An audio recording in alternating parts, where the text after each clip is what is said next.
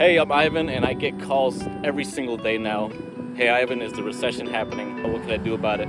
And today I just wanted to talk about it. But first of all, a disclaimer. Anybody that tells you, yes, it's tomorrow, it's 5 minutes from now, it's now, and they got that thumbnail on YouTube like, is just getting you to link bait, don't follow that guy. But let's go ahead and jump right into what the factors are to this potential economic crash. You saw how that plane just rolled by? I did that! I took some flying lessons, but it was terrifying when we landed. Today we're talking about how the economic cycle could be happening and how it relates to the weight, the speed, and the balance of a plane. All right, the weight of it. A plane, did you know if you just have a piece of luggage on the right side, more so, let's say 500 pounds on the right side versus the left, that plane could seriously derail.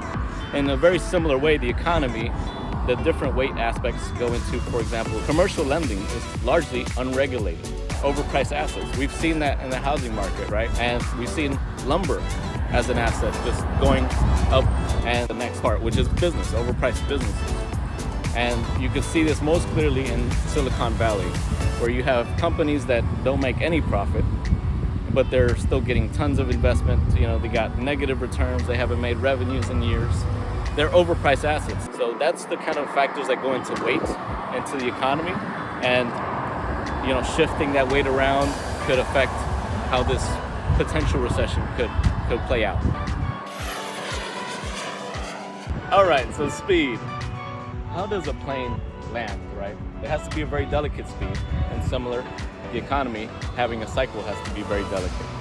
So there's three main things that come up here. You have the absorption, you have the unemployment rate, you have, lastly, the spending. When you're talking about the absorption, it could apply to all sorts of things. We have materials, right?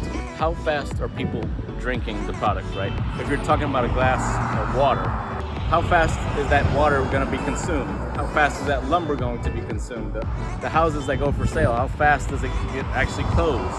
That sort of thing is the absorption rate and determines if we're going into a cycle or not. Then we have next the unemployment rate. This sort of thing factors into the cycle too. And lastly, we have spending, which is more consumer spending, which also factors into the economy. If you aren't pumping your money back into the economy, then you can't really do an investment yourself, right? And that's how speed is.